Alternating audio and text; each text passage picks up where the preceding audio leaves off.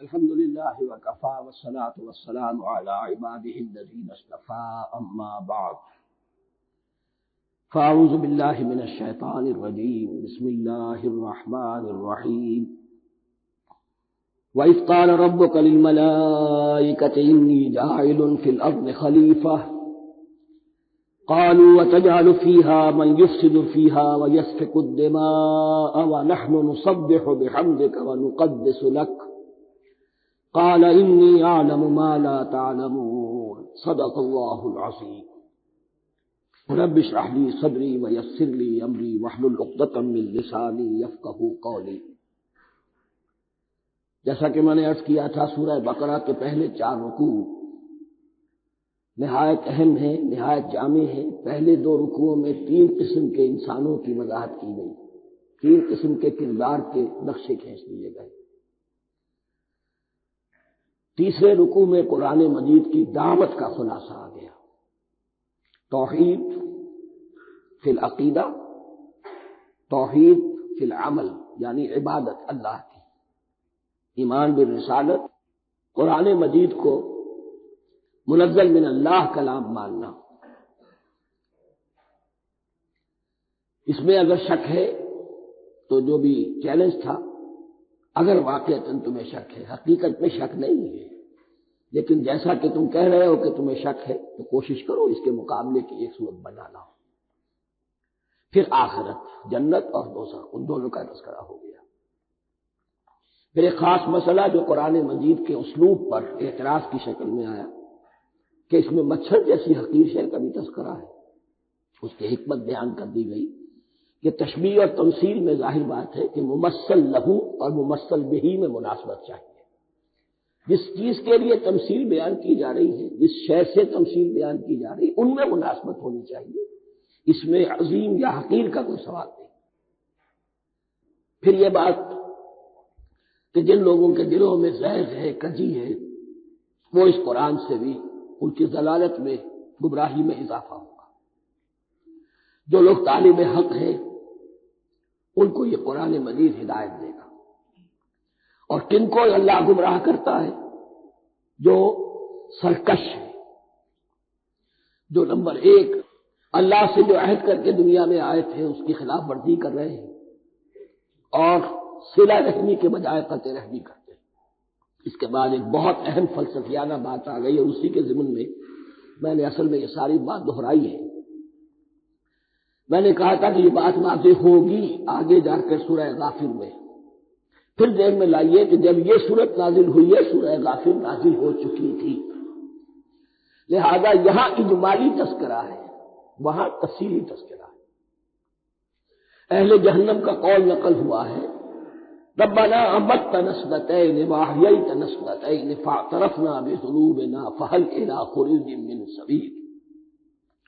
اے اللہ، تو نے 2 مرتبہ ہم پر موت وارد کی، 2 مرتبہ ہمیں زندہ کیا، اب ہم نے اپنے قصور تسلیم کر لیے، تو اب یہاں سے بھی کوئی اور مرحلہ ہے یا نہیں؟ یہاں سے نکلنے کا بھی کوئی راستہ ہے یا نہیں؟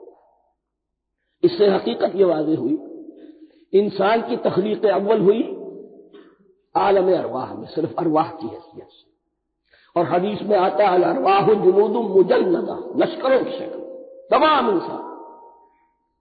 ان سے عہد لیا گیا الست بربکم قالوا بلی، پھر سلا دیا گیا ارواح کو۔ یہ گویا کہ پہلی موت تھی جو ہم گزار آئے۔ پھر عالم خلق کا مرحلہ آیا۔ عالم خلق میں یہ تناسل کے ذریعے سے رحم مادر میں جب ایک جنین تیار ہوتا ہے تو ایک حدیث ہے حضرت عبداللہ بن مسعود سے، 4 مہینے کا جب جنین ہو جاتا ہے تو اس کے بعد وہ روح لا کر اس میں پھونک دی جاتی ہے۔ یہ گویا کہ احیاء اولا ہو گیا، پہلی مرتبہ کا زندہ کیا جانا، پہلی موت کی نیند سے جگا دیا گیا۔ اے تازہ واردان بساط ہوائے دل، اب ہم اس دنیا میں اس جسد کے ساتھ زندہ ہوئے، اب پھر موت آئے گی، جسد یہی چلا جائے گا جہاں سے آیا تھا، روح جہاں سے آئی تھی وہاں واپس جائے گی۔ ثم یمیتکم ثم یحییکم ثم الیہ ترجعون، پھر تمہیں اللہ کی طرف لوٹا دیا جائے گا۔ یہ ہے بہت گہرا نقطہ فلسفہ دین کا۔ اس کے بعد مضمون شروع ہو رہا ہے خلافت کا، جس کا اجمالی جو ہے تذکرہ تیسرے رکوع کی آخری آیت میں آ گیا۔ هو الذی خلق لکم ما فی الارض جمیعا، زمین میں جو کچھ ہے اے انسانوں تمہارے لیے پیدا کیا گیا۔ اسی کے ساتھ جڑتا ہوا مضمون اب خلافت کا آ رہا ہے۔ وَإِذْ قَالَ رَبُّكَ لِلْمَلَائِكَةِ إِنِّي جَاعِلٌ فِي الْأَرْضِ خَلِيفَةً، اور یاد کرو جب کہ کہا تھا تمہارے رب نے فرشتوں سے، میں بنانے والا ہوں زمین میں ایک خلیفہ۔ اب خلیفہ کی حقیقت کو سمجھیے، خلیفہ کسے کہتے ہیں؟ نائب۔ عام طور پر لوگوں کو مغالطہ ہوتا ہے کہ خلیفہ جانشین جو ہے وہ تو کسی کے موت کے بعد ہوتا ہے، زندگی میں تو نہیں ہوتا۔ لیکن یہاں اصل میں ہمارے لیے بہت آسان ہے، انسان کی جو اصل حقیقت ہے اس دنیا میں اس کو سمجھنے کے لیے یوں سمجھیے کہ ہم آج سے 50 سال پہلے انگریز کے غلام تھے۔ ہمارا بادشاہ یا ملکہ ہندوستان میں تھا یا تھی۔ دہلی میں وائس رائے ہوتا تھا۔ وائس رائے کا کام کیا ہے؟ جو حکم آیا ہے his master his majesty's government کا یا ہر میجسٹیز گورنمنٹ کا جو حکم آیا ہے بلا چون و چرا بغیر کسی تغیر اور تبدل کے نافذ کرے۔ ہاں جہاں کوئی حکم وہاں سے نہیں ہے تو یہاں کے حالات میں بہترین اپنی رائے قائم کرے، غور و فکر کرے، یہاں کی مصلحتیں کیا ہے، جو چیز بھی امپائر کی مصلحت میں ہو اس کے مطابق فیصلہ کر سکتا ہے۔ بین ہی یہی رشتہ ہے۔ اللہ ہے لیکن اللہ نے اپنے آپ کو غیب کے پردے میں چھپا لیا ہے۔ زمین پر انسان ہے۔ اب انسان کا کام یہ ہے جو ہدایت آ رہی ہے اللہ کی طرف سے اس پر تو بے چون و چرا عمل کرے۔ جہاں کوئی ایکسپریس ہدایت نہیں ہے، کوئی واضح ہدایت نہیں ہے، وہاں اپنے بیسٹ ججمنٹ کو ایکسرسائز کرے۔ اسی کا نام اجتہاد ہے۔ غور و فکر کرے، سوچے، اور جو بات روح دین کے زیادہ سے زیادہ مطابقت رکھنے والی ہو اس کو اختیار کرے۔ بین ہی یہی رشتہ ہے در حقیقت رشتہ خلافت کہ جو اللہ اور انسان کے مابین ہے۔ اب یہ جو دی گئی ہے یہ حیثیت تمام انسانوں کو دی گئی ہے۔ پوٹینشلی ہر انسان اللہ کا خلیفہ ہے، لیکن جو اللہ کا باغی ہو جائے، جو خود حاکمیت کا مدعی ہو گیا، گویا کہ وہ باغی ہے۔ اب اگر شاہجہاں بادشاہ تھا، اس کا کوئی ولی عہد تھا، اور ولی عہد جو ہے صبر نہیں کر سکتا، اپنے باپ کی زندگی ہی میں بغاوت کر دیتا ہے، حکومت حاصل کرنا چاہتا ہے، تو اب وہ کیا ہے؟ واجب القتل ہے۔ جو لوگ بھی حاکمیت کے مدعی ہو گئے، ویسے تو حقیقت واجب القتل ہے، لیکن دنیا میں مہلت دی ہے اللہ نے، یہ دارالامتحان ہے، فوراً قتل نہیں کرتا، فوراً ختم نہیں کرتا۔ وَلَوْلَا كَلِمَةٌ سَبَقَتْ مِن رَّبِّكَ إِلَىٰ أَجَلٍ مُّسَمًّى لَقُضِيَ بَيْنَهُمْ، اگر یہ پہلے بات طے نہ ہو چکی ہوتی، ایک وقت معین تک کے لیے انہیں مہلت اللہ نے نہ دی ہوتی تو اللہ فیصلہ چکا دیتا، لیکن مہلت دی ہے۔ لیکن کم سے کم اتنی سزا ملتی ہے کہ اب وہ خلافت کے حق سے محروم کر دی گئے۔ گویا کہ اب خلافت دنیا میں ہوگی خلافت المسلمین، صرف وہی شخص کہ جو اللہ کو مانے اپنا حاکم مطلق، وہ خلافت کا اہل ہے۔ تو یہ چند باتیں خلافت کی اصل حقیقت کے ضمن میں یہیں پر سمجھ لیجیے۔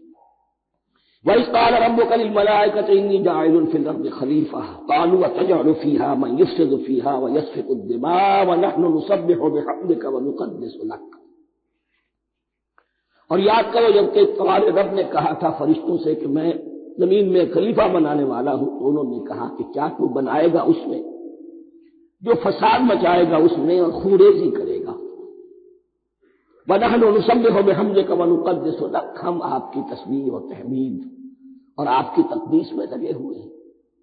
قَالَ إِنِّي أَعْلَمُ مَا لَا تَعْلَمُونَ، فرمایا میں جانتا ہوں جو تم نہیں جانتے۔ اب یہاں سوال پیدا ہوتا ہے کہ فرشتوں کو یہ گمان کیسے ہوا، یہ خیال کیسے ہوا؟ دو رائے ہیں اس میں۔ ایک تو یہ کہ انسان کی تخلیق سے پہلے اس دنیا میں جنات تھے، اور انہیں بھی کچھ اللہ نے تھوڑا سا اختیار دیا تھا، اور انہوں نے یہاں فساد مچایا۔ انہی پر قیاس کرتے ہوئے فرشتوں نے سمجھا کہ انسان بھی پھر زمین میں فساد مچائے گا، خون ریزی کرے گا۔ ایک دوسری اصولی بات یہ کہی گئی ہے کہ خلافت کا لفظ جب استعمال ہوا تو اس کے معنی ہے کہ کوئی نہ کوئی اختیار بھی ملے گا۔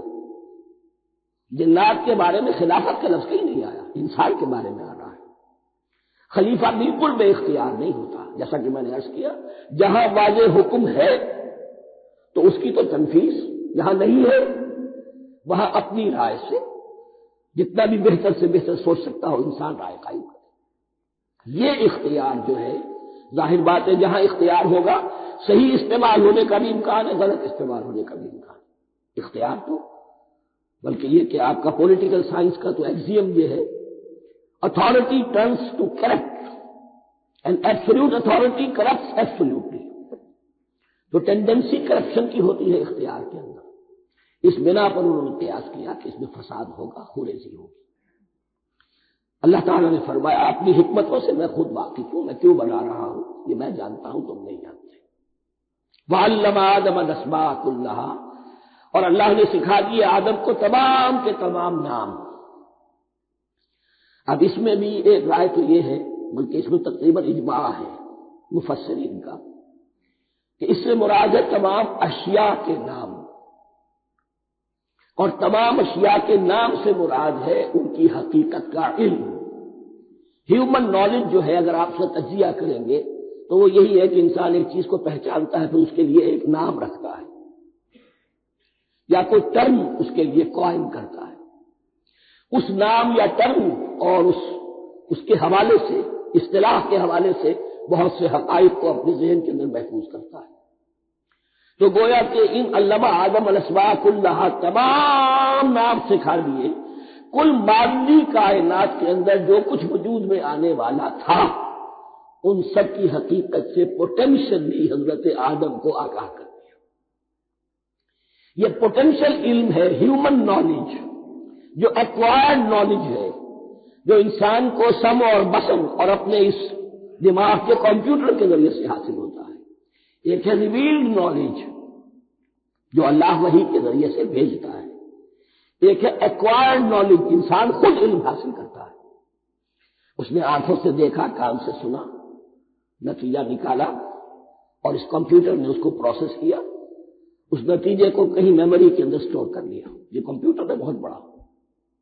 پھر کچھ اور دیکھا، کچھ اور سنا، کچھ چھو کر معلوم ہوا، کچھ چکھ کر معلوم ہوا، کچھ سونگ کر معلوم ہوا، کوئی اور نتیجہ نکلا، اسے وہ پاس میموری کے ساتھ اس کو ٹیلی کیا اور نتیجہ نکالا۔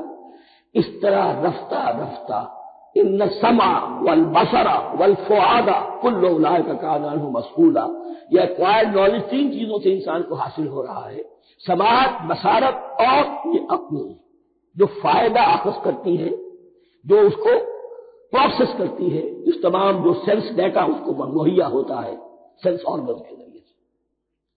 یہ علم ہے جو پوٹینشلی حضرت آدم کو دے دیا گیا، اس کی ایکسفولیشن ہو رہی ہے، اب درجہ بدرجہ وہ علم پھیل رہا ہے، بڑھ رہا ہے، اور بڑھتے بڑھتے کہاں تک پہنچے گا ہم کچھ نہیں کہہ سکتے، کہاں سے کہاں پہنچ گیا انسان۔ اس نصف صدی کے اندر علم انسانی میں جو ایکسپلوژن ہوا ہے، میں اور آپ اس کا تصور تک نہیں کر سکتے۔ اکثر بڑے بڑے جو سائنسدان ہیں انہیں تصور نہیں ہے، اس لیے کہ ایک شخص اپنی لائن فزکس کے بارے میں جانتا ہے کیا کچھ ہو گیا، یا فزکس کی بھی کسی شاخ کے بارے میں جانتا ہے، باقی دوسری جو لائن ہے اسے کچھ پتہ نہیں۔ اسپیشلائزیشن کا دور ہے، لہذا جو ایکسپلوژن کہا جائے، دھماکہ ہوا ہے علم کا، اس کا کوئی اندازہ نہیں ہوا، اور کس تیزی کے ساتھ وہ چیز آگے بڑھ رہی ہے، کس تیزی کے ساتھ ایک چیز آج جو ایجاد ہوئی چند دنوں کے اندر اندر اس کے بعد اس کا نیا کوئی ورژن آ جاتا ہے اور یہ چیز جو ہے آبسولیٹ ہو جاتی ہے۔ کمیونیکیشن کے اندر جو انقلاب عظیم برپا ہوا، تو آپ یہ سمجھیے کہ اقبال نے جو شعر کبھی کہا تھا کہ عروج آدم خاکی سے انجم سہمے جاتے ہیں، کہ یہ ٹوٹا ہوا تارا مہ کامل نہ بن جائے، اور یہ مہ کامل بنے گا کب؟ جب دجال کی شکل اختیار کرے گا۔ دجال کون ہوگا؟ جو ان تمام قواعد طبیعہ کے اوپر قابو پا لے گا، جب چاہے گا جہاں چاہے گا بارش برسائے گا، رزق کے تمام خزانے اپنے ہاتھ میں لے لے گا، جو اس کے اوپر ایمان لائے گا اسی کو ملے گا، کسی اور کو نہیں ملے گا۔ اس کی آواز پوری دنیا میں سنائی دے گی، وہ چند دنوں کے اندر پوری دنیا کا چکر لگا لے گا۔ یہ ساری چیزیں جو حدیث میں دجال کے بارے میں آئی ہیں وہی اسی علم آدم ایکوائرڈ نالج کے اس حد کو پہنچ جانا کہ وہ ٹوٹل مسٹریز نیچر کی جو ہے وہ اس پر منکشف ہو جائے اور ان قواعد طبیعہ کو وہ ہارنس کر لے، قابو میں لے آئے اور انہیں استعمال کرے۔ کبھی جب ہمارے کسی بہت 200-300ویں کوئی پیڑھی میں کوئی ہمارے جد امجد ہوں گے جنہوں نے کوئی چٹان دیکھی کہ گری، پتھر پر پتھر ٹکرایا تو آگ اس میں سے شعلہ نکلا، اس کا یہ مشاہدہ کافی ہو گیا آگ پیدا کرنے کے لیے۔ پتھروں کو ٹکراؤ، آگ پیدا کر لو۔ یہ اس دور کی سب سے بڑی ایجاد تھی، آگ، انرجی۔ اب وہ انرجی کہاں سے کہاں پہنچی؟ وہ آگ نے بھاپ کی شکل اختیار کی، پھر ہم نے بجلی ایجاد کی، اور کب کیا ہے؟ ایٹمک انرجی ہے، اور ڈبل کیا کیا ہے، اللہ اعلم۔ ان تمام چیزوں کا تعلق ہے خلافت ارضی کے ساتھ۔ لہذا فرشتوں کو جو بتایا گیا وہ یہ ہے کہ آدم کو علم دیا جا رہا ہے، صرف اختیار ہی نہیں دیا جا رہا، علم دیا جا رہا ہے۔ وَعَلَّمَ آدَمَ الْأَسْمَاءَ كُلَّهَا ثُمَّ عَرَضَهُمْ عَلَى الْمَلَائِكَةِ، پھر ان تمام اشیاء کو پیش کیا فرشتوں کے سامنے۔ فَقَالَ أَنبِئُونِي بِأَسْمَاءِ هَؤُلَاءِ، اور فرمایا کہ مجھے بتاؤ ان چیزوں کے نام، ان کنتم صادقین، اگر تم سچے ہو۔ قالوا سبحانک لا علم لنا الا ما علمتنا، انہوں نے کہا پروردگار تو پاک ہے ہر نقص سے، ہر عیب سے، ہر ذوف سے، ہر احتیاج سے، مبرہ ہے، منزہ ہے، اعلیٰ ہے، عرفہ ہے۔ لا علم لنا الا ما علمتنا، ہمیں کوئی علم حاصل نہیں سوائے اس کے جو تو نے ہمیں سکھا دیا ہے۔ اس کی تعبیر یہی بہتر معلوم ہوتی ہے کہ ملائکہ کی حیثیت در حقیقت اس کائناتی جو حکومت ہے اللہ کی آفاقی حکومت، اس کے کارندوں کی ہے، یا اس کے سول سرونٹس ہیں، تو ہر ایک کو صرف اس کے شعبے کے متعلق علم دیا گیا ہے، علم جامع نہیں ہے، تمام چیزوں کا علم یہ معلوم کرنے کی استعداد ان کے پاس نہیں ہے۔ کوئی فرشتہ فرض کیجئے بارش کے اوپر معمور ہے، کوئی پہاڑوں پر معمور ہے، جس کا ذکر سیرت میں آتا ہے کہ جب طائف میں حضور پر پتھراؤ ہوا ہے تو اس کے بعد ایک فرشتہ حاضر ہوا ہے کہ میں ملک الجبال ہوں، اللہ نے مجھے پہاڑوں پر معمور کیا ہوا ہے، آپ اگر فرمائیں تو جن لوگوں نے آپ کو ستایا ہے، یہ جو طائف جن دو پہاڑوں کے درمیان یہ وادی ہے، ان کو آپس میں ٹکرا دو کہ یہ پس کر اور سرما بن جائے۔ آپ نے فرمایا نہیں، کیا عجب، اللہ تعالیٰ ان کی اگلی نسلوں کو ہدایت دے دے۔ تو فرشتے ہیں، کوئی پہاڑوں پر معمور ہے، کوئی کسی خدمت پر معمور ہے، ان کو علم دیا گیا ہے صرف انہی کی اپنی جو بھی فرائض منصبی ہیں ان کے شعبے سے متعلق، کل نہیں۔ جامعیت جو ہے علم کی وہ ہے کہ جو حضرت آدم علیہ السلام کو پوٹینشلی دے دی گئی اور جو اب بڑھتے بڑھتے ایک بہت چراور درخت بن چکا ہے۔ سبحانک لا علم لنا الا ما علمتنا انک انت العلیم الحکیم، یقیناً آپ ہی کی ذات ہے جو کل کے کل علم کی حامل ہے اور جس کے اوپر حکمت بھی، جس کی حکمت بھی کامل ہے، باقی تو ہر مخلوق میں سے ہر ایک کا علم ناقص رہے گا۔ العلیم، کل علم کا جاننے والا تو ہی ہے، الحکیم، کل حکمت وہ تو تیرے ہی پاس ہے۔ قال یا آدم انبئہم باسمائہم، اللہ نے فرمایا کہ آدم ان کو بتاؤ ان کے نام۔ فلما انباہم باسمائہم، تو جب انہوں نے بتا دیے ان کو فرشتوں کو ان کے نام، قال علم اقل لکم انی اعلم غیب السماوات والارض، تو اللہ نے فرمایا کہ میں نے کہا نہیں تھا کہ میں جانتا ہوں آسمانوں اور زمین کی تمام غائب چیزوں کو جو تمہاری نگاہوں سے بھی اوجھل ہے، غیب، میں ہر شے کا جاننے والا ہوں۔ عالم ما تبدون وما کنتم تکتمون، اور میں جانتا ہوں جو کچھ تم ظاہر کر رہے تھے، جو کچھ تم چھپا رہے تھے۔ چھپانے میں محسوس ہوتا ہے کہ ان کی خواہش یہ تھی کہ خلافت ہمیں ملے، ہم خدام ادب ہیں، ہر وقت تسبیح و تحمید اور تقدیس میں مصروف ہیں، جو حکم ملتا ہے بجا لاتے ہیں، تو یہ خلافت کسی اور مخلوق کو کیوں ملے؟ یہاں صرف یہ اور بتا دوں کہ یہ چونکہ اب ایک تیسری مخلوق کا ذکر بھی بعد میں آئے گا، 3 صاحب تشخص مخلوقات ہیں اللہ کی، صاحب تشخص، صاحب شعور، جن میں میں کا شعور ہے، انا، میں۔ ایک ملائکہ ہے، ان کی تخلیق نور سے ہوئی ہے۔ ایک انسان ہے جن کی تخلیق گارے سے ہوئی ہے۔ ایک جنات ہیں جن کی تخلیق آگ سے ہوئی ہے۔ باقی حیوانات ہیں، ان میں شعور تو ہے، خود شعور ہی نہیں ہے۔ Self consciousness, world of difference between consciousness and self consciousness. انسان جب دیکھتا ہے تو اس کو یہ بھی معلوم ہے میں دیکھ رہا ہوں۔ کتا بلا دیکھتا ہے، اسے یہ اندازہ نہیں ہوتا کہ میں دیکھ رہا ہوں، دیکھنے کا ایک نتیجہ ہے جو نکل آتا ہے، لیکن میں کا وجود نہیں ہے۔ یہ آنا، سیلف، ایگو، یہ انسان میں ہے، جنات میں ہے، شعور میں، اور فرشتوں میں ہے۔ ایک نوری مخلوق، ایک ناری مخلوق، ایک زمین کے اس کرسٹ میں، یہ جو مٹی اور گارے، مٹی اور پانی کا جو ملغوبہ ہے گارے کی شکل میں، اس سے بنا ہے۔ قال يا آدم انبئهم بأسمائهم فلما أنبأهم بأسمائهم قال ألم أقل لكم إني أعلم غيب السماوات والأرض وأعلم ما تبدون وما كنتم تكتمون وإذ قلنا للملائكة اسجدوا لآدم فسجدوا إلا إبليس۔ اور یاد کرو جب کہ ہم نے کہا فرشتوں سے سجدہ کرو سب کے سب آدم کو، جھک جاؤ آدم کے سامنے، فسجدوا، ان سب نے سجدہ کیا، الا ابلیس، سوائے ابلیس کے۔ پہلی بات تو یہ سمجھیے کہ تمام ملائکہ کے سجدے کی ضرورت کیا تھی؟ کیا یہ صرف تعظیماً تھا؟ اور تعظیماً اگر تھا تو کیا آدم خاکی کی تعظیم تھی یا کسی اور شے کی تعظیم تھی؟ مکی صورتوں میں یہ بات 2 جگہ واضح کی گئی ہے۔ فَإِذَا سَوَّيْتُهُ وَنَفَخْتُ فِيهِ مِن رُوحِي فَقَعُوا لَهُ سَاجِدِينَ، جب میں اس آدم کی تخلیق مکمل کر لوں اور اس میں اپنی روح میں سے پھونک دوں تب گر پڑنا اس کے سامنے سجدے میں۔ تعظیم اگر ہے تو آدم خاکی کی نہیں ہے، اس کے اندر جو ڈیوائن ایلیمنٹ ہے، جو ڈیوائن سپارک ہے، جو روح ربانی ہے، میری روح، اس کی ہے۔ اور نمبر 2، اس کی حکمت کیا ہے، علت کیا ہے، غرض و غائب کیا ہے؟ جیسا کہ میں نے عرض کیا، اس کائنات کی اس حکومت کے کارندے تو وہ ہیں، خلیفہ بنایا جا رہا انسان کو، جب تک یہ ساری سول سروس اس کے تابع نہ ہو خلافت کیسے کرے گا؟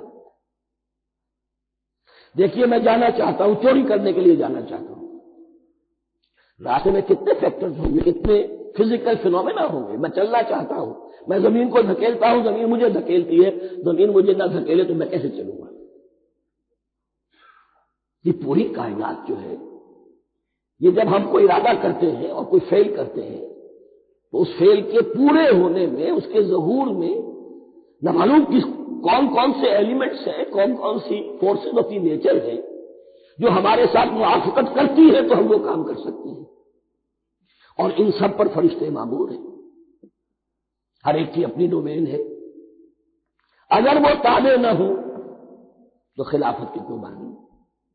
خلافت دی گئی ہے، یہ ادھر جانا چاہتا ہے جانے دو، یہ نماز کے لیے مسجد میں جانا چاہتا ہے جانے دو، یہ چوری کے لیے نکلا ہے نکلنے دو، اس لیے کہ اس کو جو اختیار دیا گیا ہے اس کے اختیار کے استعمال میں یہ تمام جو قوتیں ہیں وہ اس کے ساتھ موافقت کرتی ہیں، جب اس کا کوئی ارادہ وہ اچھا ہو یا برا وہ پایہ تکمیل کو پہنچ سکتا ہے۔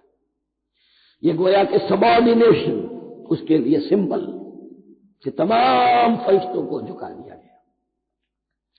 البتہ اس آیت میں ایک مغالطہ پیدا ہوتا ہے، الا ابلیس، سوائے ابلیس کے۔ مغالطہ یہ پیدا ہوتا ہے کہ شاید وہ بھی فرشتہ تھا، اس لیے کہ حکم تو فرشتوں کو دیا گیا تھا۔ پھر نوٹ کیجئے اس سے پہلے، بہت پہلے سورہ کہف نازل ہو چکی ہے، اور سورہ کہف میں فرما دیا گیا ہے کان من الجن ففسق عن امر ربی، وہ جن تھا، پس اس نے سرکشی کی اپنے رب کے حکم سے۔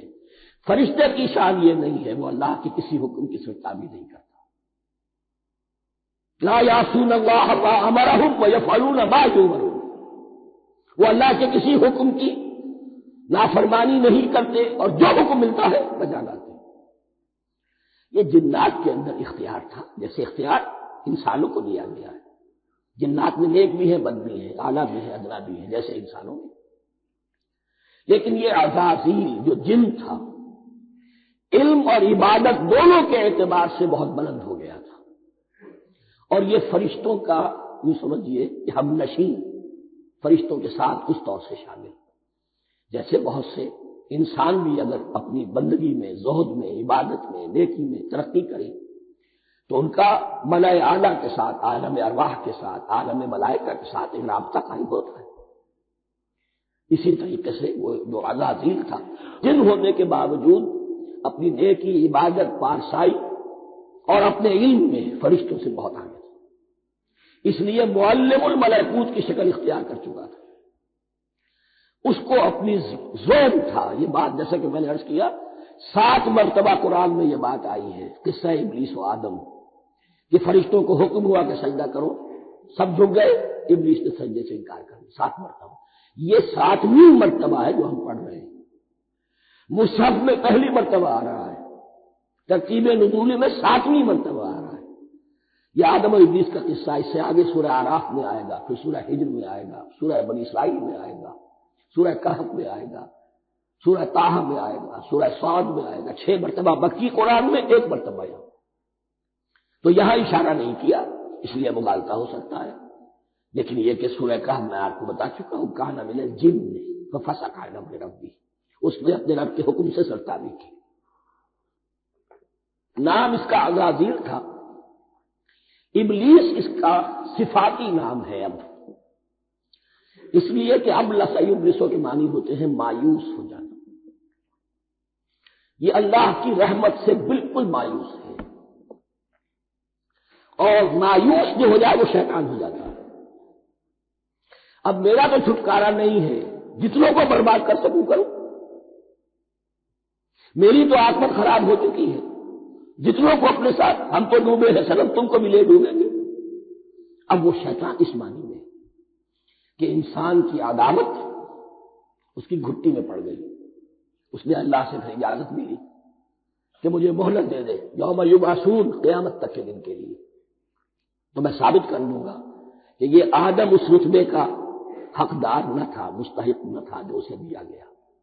انا خیر منہ، میں اس سے بہتر ہوں۔ خلقتنی من نار وخلقتہ من طین، تو نے مجھے آگ سے بنایا، اسے گارے سے بنایا۔ لیکن یہ تکبر ہے در حقیقت کہ جس نے اسے رانگے درگاہ حق کر دیا۔ وَإِذْ قُلْنَا لِلْمَلَائِكَةِ اسْجُدُوا لِآدَمَ فَسَجَدُوا إِلَّا إِبْلِيسَ أَبَىٰ وَاسْتَكْبَرَ، ابا اس نے انکار کیا، واستکبر اور تکبر کیا، استکبار کیا، وَكَانَ مِنَ الْكَافِرِينَ۔ کانا عربی زبان میں 2 طرح کا ہوتا ہے، تامہ، ناقصہ۔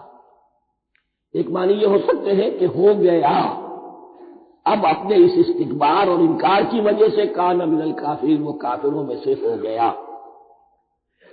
ایک کانا تامہ ہوتا تھا ہی کافروں میں سے، یعنی اس کے اندر سرکشی چھپی ہوئی تھی، اب ظاہر ہو گئی۔ یہ معاملہ ہوتا ہے، کسی شخص کی بدنیت ہی اس کے اوپر پردے پڑے رہتے ہیں نیکی کے، زہد کے، کسی خاص وقت میں آ کر وہ ننگا ہو جاتا ہے، اور جو اس کے اندر تھا اصل، اس کی حقیقت، وہ سامنے آ جاتا ہے۔ اس کا امکان ہے، تو دونوں معنی اس کے ہو سکتے ہیں۔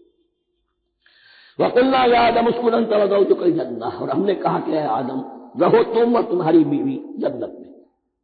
اب یہ جنت کون سی ہے؟ اکثر حضرات کے نام کے نزدیک یہ جنت کہیں آسمان ہی میں تھی، آسمان ہی میں حضرت آدم کی تخلیق ہوئی۔ البتہ یہ سب مانتے ہیں کہ ایک وہ جنت الفردوس جو ہے، جس میں جانے کے بعد پھر واپس نکلنے کا کوئی امکان نہیں، یہ وہ جنت نہیں ہے جس میں کہ آخرت میں لوگوں کو جا کر داخل ہونا ہے، اس میں داخل ہونے والے کے نکلنے کا کوئی امکان نہیں۔ ایک رائے یہ بھی ہے، میرا رجحان اس رائے کی طرف ہے، تخلیق آدم اسی زمین پر ہوئی ہے۔ وہ جن مراحل سے گزری ہے تخلیق وہ ایک علیحدہ مسئلہ ہے۔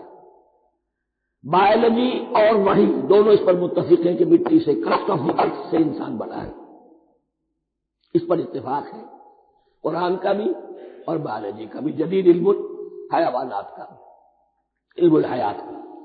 سٹیجز کیا ہیں اس میں اختلاف ہو سکتا ہے، اس کو چھوڑ دیجیے، وہ اس وقت کا بحث نہیں۔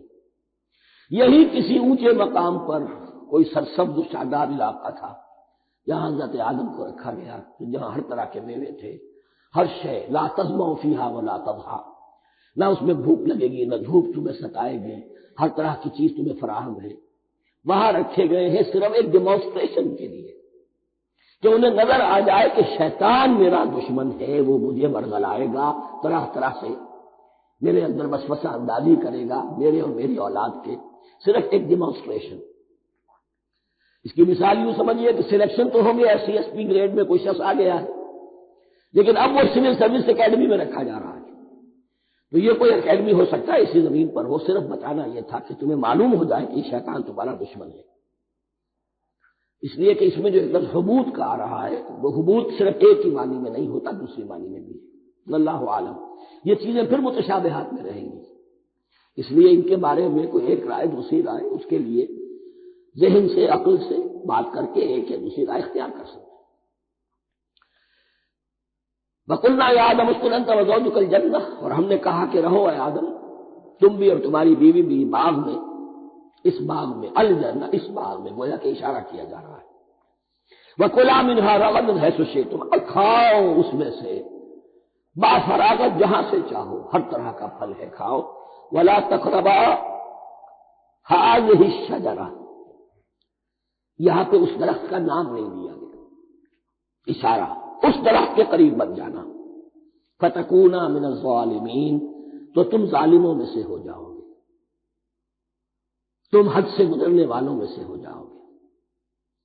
اب اس کی بھی حکمت سمجھیے کہ چونکہ ڈیمانسٹریشن کرانی ہے کہ تمہیں کسی چیز سے، ہزار چیزیں مباح ہیں دنیا میں، چند چیزیں پینے کی حرام ہیں۔ اب تم اگر ان ہزار مباح چیزوں کو چھوڑ کر حرام چیز کو پیتے ہو تو یہ تمہارا اختیار ہوا، جبکہ اللہ تعالیٰ نے مباحات کا دائرہ بہت وسیع رکھا ہے۔ جس سے چاہو چند رشتے ہیں جو بیان کر دیے گئے یہ حرام ہے، محرمات ہے، ابدیہ ہے، ان سے تو شادی نہیں ہو سکتی، باقی کسی مسلمان عورت سے دنیا کے کسی کونے میں وہ شادی کر سکتے، کروڑوں کے آپشنز آپ کے لیے خالی کھلے ہیں، لیکن پھر بھی انسان شادی نہ کرے، زنا کرے، یہ گویا کہ اس کی اپنی خباثت نفس ہے۔ ایک نہیں، دو دو، تین تین، چار چار تک شادی کرو، اجازت ہے تمہیں۔ تو اس اعتبار سے مباحات، اب یہ پورا باغ تمہارے لیے مباح ہے، بس ایک درخت ہے اس کے پاس نہ جانا، اور درخت کا نام لینے کی کوئی ضرورت نہیں، تو آزمائش تھی نا، صرف ایک آزمائش اور اس کی ڈیمانسٹریشن۔ فَأَزَلَّهُمَا الشَّيْطَانُ عَنْهَا، تو پھسلا دیا ان دونوں کو شیطان نے اس درخت کے بارے میں۔ اب وہ کس کس طریقے سے پھسلایا، یہ بھی جیسا کہ میں نے عرض کیا 6 مرتبہ چونکہ یہ قصہ آ چکا ہے، اس کی آپ کو سورہ طٰہٰ میں تفصیل ملے گی، کس کس طریقے سے پھسلایا اور اس بات کے لیے تیار کیا۔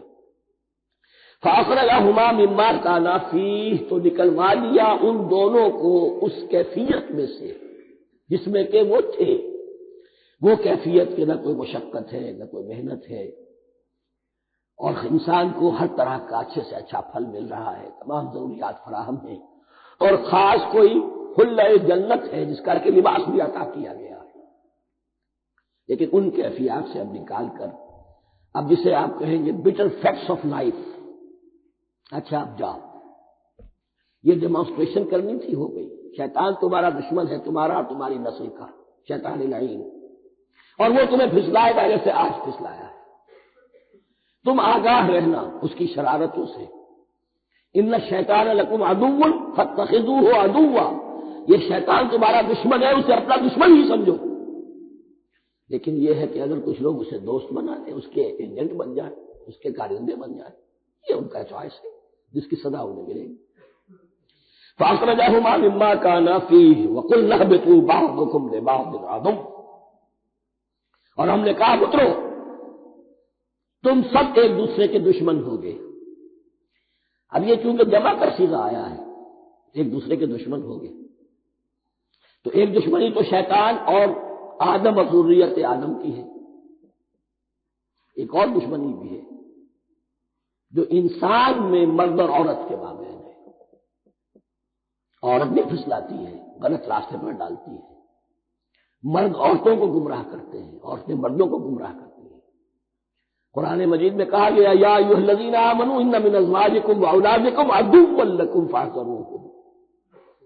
اہل ایمان چوکنے رہو، چوکس رہو، تمہاری بیویوں اور اولاد میں سے تمہارے دشمن ہیں، بچ کر رہو، کیپ الرٹ. کہیں ان کی محبت تمہیں راہ حق سے منحرف نہ کر دے. تم ایک اچھا کام کرنا چاہتے ہو، بیوی رکاوٹ بن گئی، بیوی کو اچھا کام کرنا چاہتی، شوہر رکاوٹ بن گیا، تو یہ محبت نہیں ہے، یہ عداوت ہے. اس حوالے سے بعضکم لبعض عدو ولکم فی الارض مستقر ومتاع الی حین. اور تمہارے لیے اب زمین میں مستقر ہے، جائے قیام ہے اور متاع ہے، ضرورت کی چیزیں ہیں ہم نے فراہم کر دی ہیں. الی حین، لیکن ایک وقت معین تک کے لیے، یہ ابدی نہیں ہے، ایک وقت آئے گا یہ بساط ہم لپیٹ دیں گے.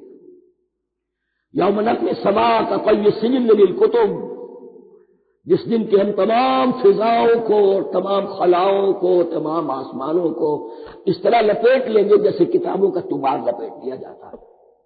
ایک وقت آئے گا. یہ تخلیق الی اجل مسمى ہے، الی حین.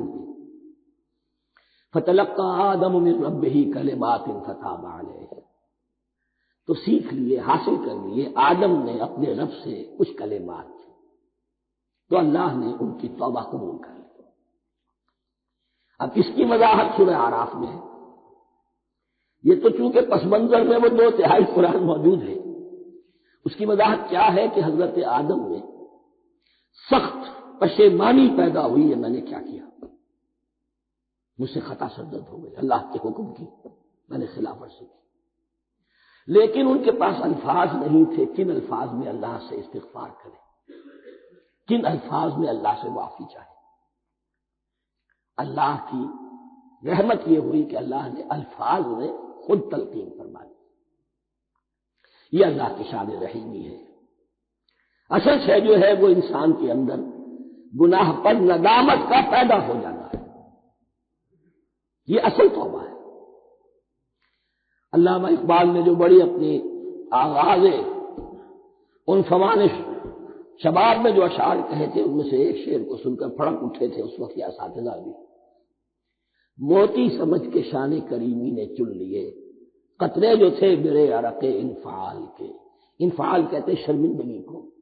شرمندگی سے میری پیشانی پر جو پسینے کے قطرے نمودار ہو گئے، میرے پروردگار کو وہ اتنے عزیز ہوئے، اس نے انہیں موتی کی طرح چن لیا.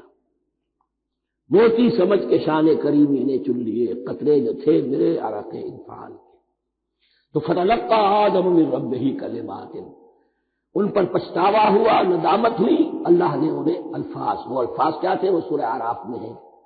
ربنا ظلمنا انفسنا وان لم تغفر لنا وترحمنا لنكونن من الخاسرین. اے اللہ، ہم نے اپنی جانوں پر ظلم کیا ہے، اور اگر تو نے ہمیں بخش نہ دیا اور رحم نہ فرمایا تو ہم تو خسارہ والوں میں ہو جائیں گے، تباہ ہو جائیں گے، برباد ہو جائیں گے. یہی پر فوری تقابل موجود ہے.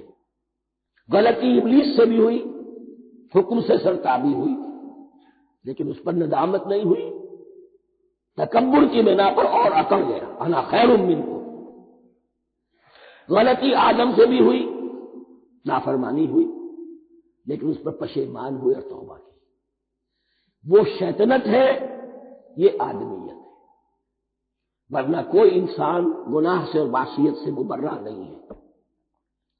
حضور کی ایک حدیث ہے، کل بنی آدم کلکم خطاؤون، کل بنی آدم خطاؤون وخیر الخطائین التوابون.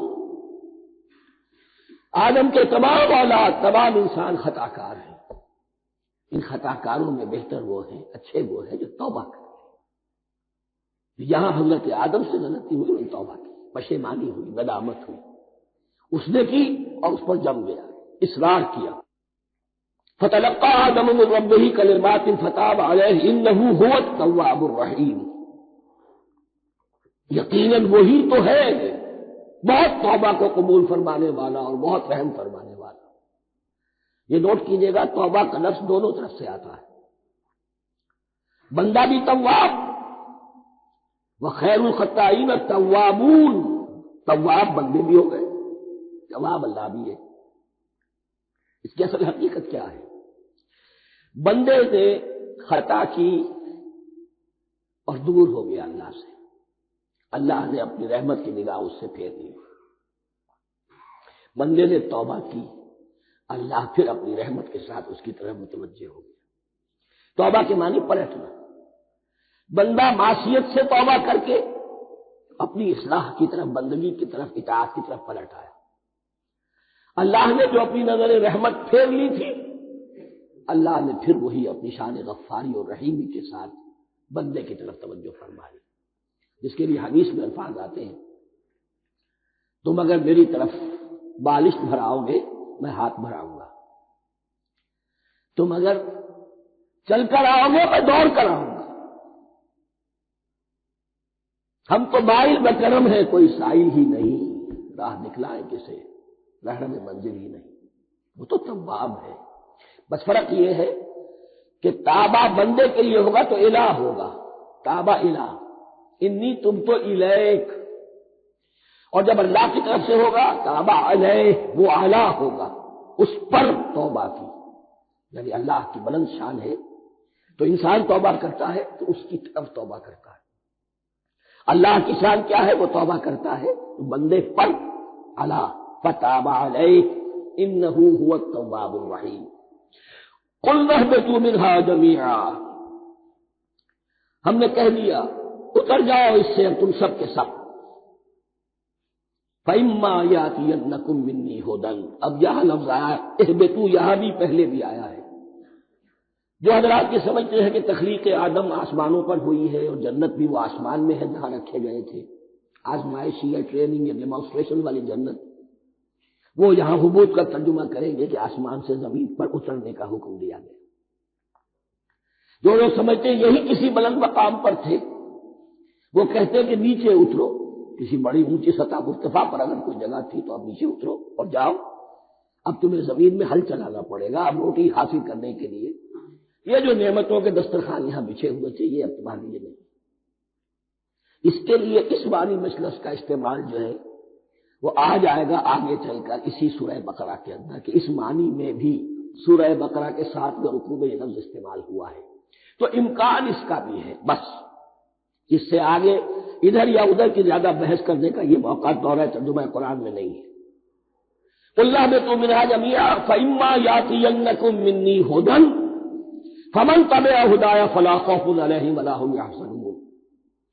تو جب بھی آئے گی تمہارے پاس میری جانب سے کوئی ہدایت تو جو کوئی میری ہدایت کی پیروی کرے گا اس کے لیے نہ خوف ہوگا اور نہ وہ حزن سے دوچار ہوگا. یہ ہے علم انسانی کا دوسرا گوشہ، ریویلڈ نالج. اس چوتھے رکوع کی جو حسن ہے اسے دیکھیے. شروع میں ایکوائرڈ نالج کا ذکر ہے جو پوٹینشلی حضرت آدم کی ذات میں رکھ دیا گیا اور جو انسان نے پھر اپنی محنت سے ان السمع والبصر والفؤاد اس کے ذریعے سے آگے بڑھایا.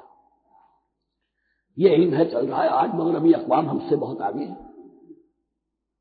کبھی ایک زمانے میں مسلمان آگے نکل گئے تھے، لیکن ظاہر بات ہے کہ اس دنیا میں عروج تو انہی کو ہوگا جو ان چیزوں میں سب سے زیادہ جس کی آگہی حاصل ہوگی. البتہ ایک علم وہ ہے جو آسمان سے نازل ہوتا ہے، یہ گیون ہے، ریویلڈ نالج ہے، یہ وحی ہے.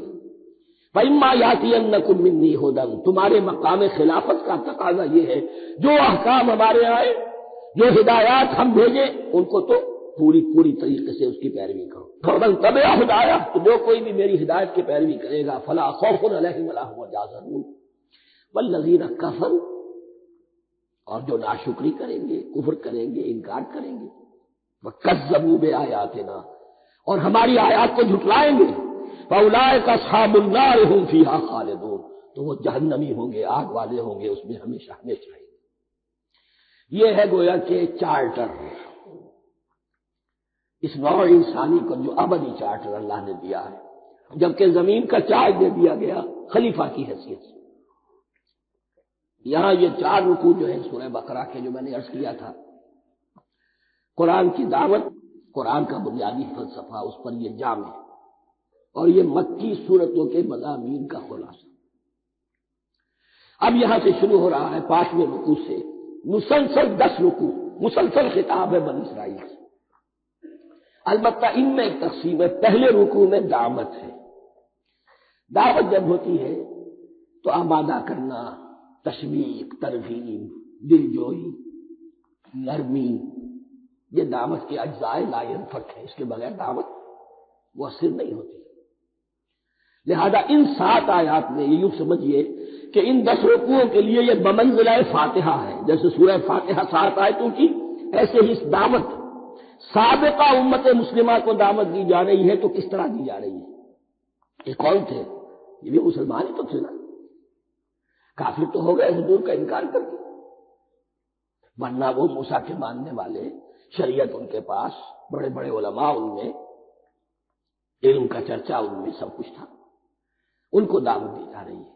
لیکن میں اس لیے آپ کو چاہتا ہوں، اس کو توجہ دلا رہا ہوں، آج اگر مسلمانوں میں جو غافل ہو گئے، اپنی حقیقت کو بھول گئے، اپنے فرض منصبی سے غافل ہو گئے، دنیا کے اور قوموں کی طرح کی ایک قوم بن کر رہ گئے، اگر کوئی ایک داعی گروہ کھڑا ہو، کوئی جماعت، کوئی فرد، اور اس سے جماعت بنے، تو ظاہر بات ہے سب سے پہلے اسے اسی امت کو دعوت دینی ہوگی، اس لیے کہ دنیا تو اسلام کو پہچانے گی اس امت کے حوالے سے۔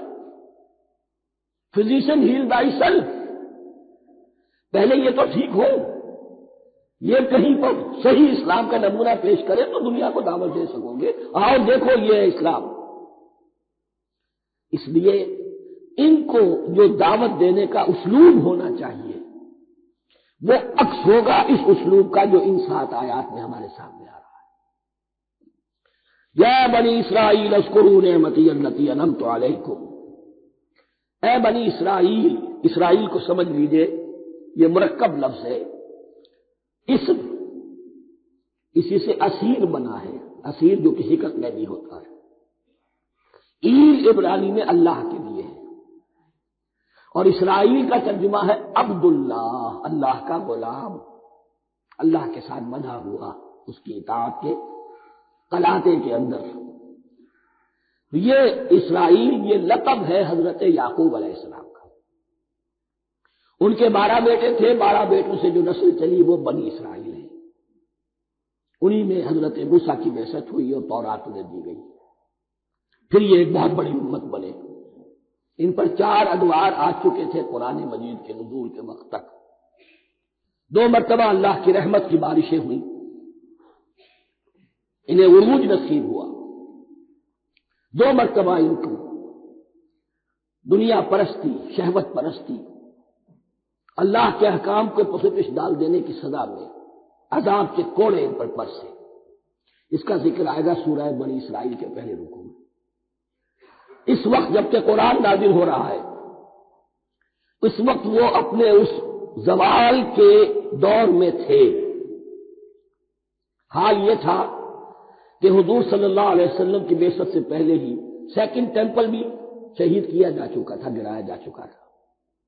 حضرت سلیمان نے جو بنایا تھا ہیکل سلیمانی، جس کو یہ 1st ٹیمپل کہتے ہیں، اسے نیبوکدنضر نے گرا دیا تھا حضرت مسیح سے بھی کئی سو سال پہلے۔ لیکن اس کے بعد پھر یہ رومنز نے سن 70 عیسوی میں حضور کی ولادت سے 500 برس پہلے ان کا یہ یروشلم تباہ و برباد ہوا، اس میں لوگوں کو قتل کیا گیا، قتل عام ہوا، اور 2nd ٹیمپل جو ہے وہ بھی گرا دیا گیا، جو اب تک گرا پڑا ہوا ہے۔ صرف ایک ویلنگ وال ہے جس کے پاس جا کر یہودی جو ہے ماتم کر دیتے ہیں، روتے ہیں، اور اب وہ بنانے پر تلے ہوئے ہیں اپنا 3rd ٹیمپل، اس کے نقشے بن چکے ہیں، بلو پرنٹ بن چکے ہیں۔ لیکن بہرحال جس وقت قرآن نازل ہو رہا تھا یہ بہت ہی پستی میں تھے۔ اس کے بارے میں فرمایا، اے بنی اسرائیل ذرا یاد کرو میرے اس انعام کو جو تم پر ہوا، وہ انعام کیا ہے؟ میں نے تمہیں اپنی کتاب دی، نبوت سے سرفراز فرمایا، اپنی شریعت تمہیں عطا فرمایا، تمہیں داؤد، تمہارے اندر داؤد اور سلیمان جیسے بادشاہ اٹھائے جو بادشاہ بھی تھے، نبی بھی تھے۔ وَأَوْفُوا بِعَهْدِي، اور میرے وعدے کو پورا کرو تاکہ میں بھی اپنے وعدے کو پورا کروں۔ یہ وعدہ ہے جو کتاب استثناء جو ہے اولڈ ٹیسٹمنٹ کی، ڈیوٹرانومی، اس کے 18ویں باب کی آیت نمبر 18-19 میں حضرت موسیٰ سے خطاب کر کے اس میں اللہ نے یہ الفاظ فرمائے، میں ان کے بھائیوں میں سے تیرے مانند ایک نبی برپا کروں گا اور اس کے منہ میں اپنا کلام ڈالوں گا، اور وہ وہی کچھ بتائے گا جو میں اس سے کہوں گا۔ یہ گویا کہ حضرت موسیٰ علیہ السلام کی امت کو بتایا جا رہا تھا کہ نبی آخر الزماں آئیں گے اور تمہیں انہیں قبول کرنا ہے۔ قرآن مجید میں اس کا بڑا تفصیلی ذکر سورہ اعراف میں آئے گا انشاءاللہ، لیکن یہاں فرمایا اوفوا بعہدی اوف بعہدکم، تم میرا عہد کرو، پورا کرو، میرے اس نبی کو تسلیم کرو، اس پر ایمان لاؤ، اس پر کی صدا پر لبیک کہو، تو میں تمہیں میرے انعام و اکرام اور بڑھتے چلے جائیں گے۔ وَإِيَّايَ فَارْهَبُونِ، اور صرف مجھ سے ڈرو۔ وَآمِنُوا بِمَا أَنزَلْتُ مُصَدِّقًا لِمَا مَعَكُمْ، اور ایمان لاؤ اس پر جو میں نے نازل کیا ہے، جو تمہارے پاس میں تورات ہے اس کی تصدیق کرتے ہوئے آیا ہے۔ اس کے دو معنی ہے، ایک تو قرآن تصدیق کرتا ہے تورات کی اور انجیل کی، فیہا ھدی ونور، فیہ ھدی ونور، اور دوسرے یہ کہ قرآن اور محمد صلی اللہ علیہ وسلم ان پیشین گوئیوں کے مصداق بن کر آئے ہیں جو تورات میں تھی، ورنہ وہ پیشین گوئیاں جھوٹی ثابت ہوتی۔ ان کے مصداق کون ہے؟ قرآن اور محمد صلی اللہ علیہ وسلم، یہ دونوں معنی اس کے ہیں۔ وَآمِنُوا بِمَا أَنزَلْتُ مُصَدِّقًا لِمَا مَعَكُمْ وَلَا تَكُونُوا أَوَّلَ كَافِرٍ بِهِ، اور دیکھو تم ہی سب سے پہلے ان کا کفر کرنے والے نہ بن جاؤ۔ تمہیں تو سب کچھ معلوم تھا، تم تو منتظر تھے، تم تو آخری نبی کے انتظار میں تھے اور ان کے حوالے سے دعائیں کیا کرتے تھے کہ اللہ اس نبی آخری زمان کے واسطے سے ہماری مدد فرما اور کافروں کے مقابلے میں ہمیں فتح عطا فرما۔ یہ آئے گا آگے چل کر اسی سورہ بقرہ کے اندر۔ لیکن اب تم ہی سب سے بڑھ کر کافر ہو گئے، تم ہی سب سے بڑھ کر دشمن ہو گئے۔ وَلَا تَكُونُوا أَوَّلَ كَافِرٍ بِهِ وَلَا تَشْتَرُوا بِآيَاتِي ثَمَنًا قَلِيلًا، اور دیکھو میری ان آیات کے عوض حقیر سی قیمت کو بول نہ کرو۔ یہ آیات الہیہ ہیں، ان کو رد کر رہے ہو کس لیے؟ ہماری مسندیں، ہماری حیثیت، ہماری چودراہٹیں، کہیں ان پر کوئی آنچ نہ آ جائے۔ حقیر سی چیزیں، یہ صرف اس دنیا کا سامان، اس کے سوا کچھ نہیں۔ وَلَا تَشْتَرُوا بِآيَاتِي ثَمَنًا قَلِيلًا وَإِيَّايَ فَاتَّقُونِ، اور صرف مجھ میں سے تقوی اختیار کرو، میرا تقوی اختیار کرو۔ وَلَا تَلْبِسُوا الْحَقَّ بِالْبَاطِلِ وَتَكْتُمُوا الْحَقَّ وَأَنْتُمْ تَعْلَمُونَ، اور نہ گڈمڈ کرو حق کے ساتھ باطل کو، اور بس چھپاؤ حق کو، ذرا حالے کہ تم جانتے ہو۔ یہ بات اچھی طرح نوٹ کرنی ہے، جانتے بوجھتے کرنا، ایک ہے مغالطے میں کرنا، وہ ضلالت ہے، گمراہی ہے۔ ایک جان بوجھ کر کرنا، حق کو پہچان کر اسے رد کرنا، یہ پھر اللہ تعالیٰ کے غضب کو دعوت دینا ہے، wrath of اللہ، اس کے غضب کو دعوت دینا ہے کہ حق کو پہچان کر اس کی نفی کی۔ وَأَنْتُمْ تَعْلَمُونَ، علماء یہود قرآن مجید میں آگے چل کر آئے گا، ایسے پہچانتے تھے محمد کو اور قرآن کو جیسے اپنے بیٹوں کو، یعرفونہ کما یعرفون ابناہم، ایسے پہچانتے جیسے اپنے بیٹوں کو۔ وَأَقِیمُوا الصَّلَاةَ وَآتُوا الزَّکَاةَ، دیکھو نماز قائم کرو، زکوٰۃ ادا کرو، وَارْکَعُوا مَعَ الرَّاکِعِینَ، اور جھکنے والوں کے ساتھ جھکو۔ یہ اول تو رکوع کو انہوں نے اپنے ہاں سے خارج کر دیا تھا، ثانیاً باجماعت نماز ان کے ہاں ختم ہو گئی تھی۔ وَارْکَعُوا مَعَ الرَّاکِعِینَ، جماعت باجماعت نماز کی طرف اشارہ ہے۔ أَتَأْمُرُونَ النَّاسَ بِالْبِرِّ وَتَنْسَوْنَ أَنفُسَكُمْ، کیا تم لوگوں کو نیکی کا حکم دیتے ہو، تقویٰ کی، پارسائی کی تعلیم دیتے ہو؟ میں کہہ رہا ہوں کہ اصل میں مخاطب کون ہے؟ علماء یہود، اس آیت سے ثابت ہو گیا عالم ہمارا بھی جب بھی کھڑا ہوگا اونچے سے اونچا آواز کہے گا، اعلیٰ سے اعلیٰ بات کہے گا۔ اکثر و بیشتر کا حال یہ ہے کہ ان کا اپنا کردار دیکھیے تو کوئی مناسبت ہی نہیں اس سے کہ جو وہ بات کہہ رہا ہے، جو لوگوں کو دعوت دے رہا ہے اس پر خود عمل نہیں۔ تو یہی در حقیقت علماء یہود کا کردار بن چکا تھا۔ أَتَأْمُرُونَ النَّاسَ بِالْبِرِّ وَتَنْسَوْنَ أَنفُسَكُمْ، کیا تم لوگوں کو نیکی کا حکم دیتے ہو اور خود اپنے آپ کو بھول جاتے ہو؟ وَأَنْتُمْ تَتْلُونَ الْكِتَابَ، اور یہ سب کچھ تم کر رہے ہو اس حال میں کہ کتاب پڑھتے بھی ہو، تورات پڑھتے ہو، صاحب تورات ہو۔ ہمارے بھی بہت سے علماء کا علماء سو جنہیں ہم کہتے ہیں حال یہ ہو چکا ہے، خود بدلتے نہیں قرآن کو بدل دیتے ہیں، ہوئے کس درجہ فقیہان حرم بے توفیق۔ جو صورتحال ہے صرف قرآن کا متن بچا ہوا ہے، اس کے مفہوم میں، اس کی تفسیر میں، اس کے ترجمے میں تو تحریفیں موجود ہیں، بڑی بڑی تحریفیں موجود ہیں، متن بچا ہوا ہے، وہ اس لیے کہ اللہ تعالیٰ نے اس کی حفاظت کا ذمہ لیا۔ وَاسْتَعِینُوا بِالصَّبْرِ وَالصَّلَاةِ، اور مدد حاصل کرو دو چیزوں سے، صبر اور نماز۔ یہ صبر کا لفظ یہاں پر بہت قیمتی ہے، بہت بامانی ہے۔ علماء سو کیوں وجود میں آتے ہیں؟ جب وہ دنیا کے کتے بن جائیں گے تو دین کو بدنام کرنے والے، بظاہر دینی مناسب ہیں لیکن اصل میں ان کے پردے میں دنیا داری کی جا رہی ہے، صبر نہیں، بس صبر کے ساتھ اور نماز کے ساتھ، اس لیے کہ آپ صحیح راستے پر آئیں گے۔ اگر کوئی عالم دین لوگوں پر تنقید کرے گا، لولا ینہاہم الربانیون والاحبار، کیوں نہیں روکتے ان کے علماء اور ان کے اولیاء اور صوفیاء ان کو حرام کھانے سے اور جھوٹ بولنے سے؟ اگر کوئی شخص روکے گا اس کو پھر نذرانے تو نہیں ملیں گی، اس کی خدمتیں تو نہیں ہوں گی۔ اگر تو دنیا میں صبر اختیار کرنا ہے تب تو آپ حق بات کہہ سکتے ہیں، اور اگر دنیاوی ایمبیشنز ہیں تو پھر آپ کو کہیں نہ کہیں کمپرومائز کرنا پڑے گا۔ وَاسْتَعِینُوا بِالصَّبْرِ وَالصَّلَاةِ، صبر اور نماز۔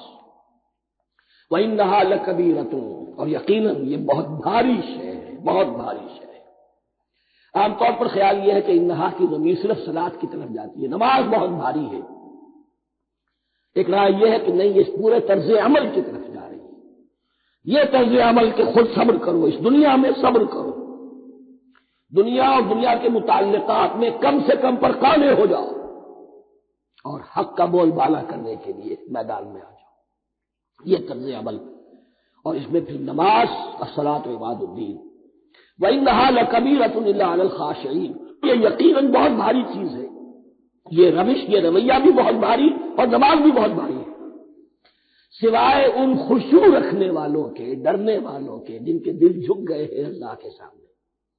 الذین یظنون انہم ملاقو ربہم، جنہیں یہ یقین ہے کہ انہیں اپنے رب سے ملاقات کرنی ہے، جیسا کہ میں نے شروع میں توجہ دلائی تھی، وبالآخرۃ ہم یوقنون، یہ ایمان بالآخرت ہے جو انسان کو سیدھا رکھتا ہے۔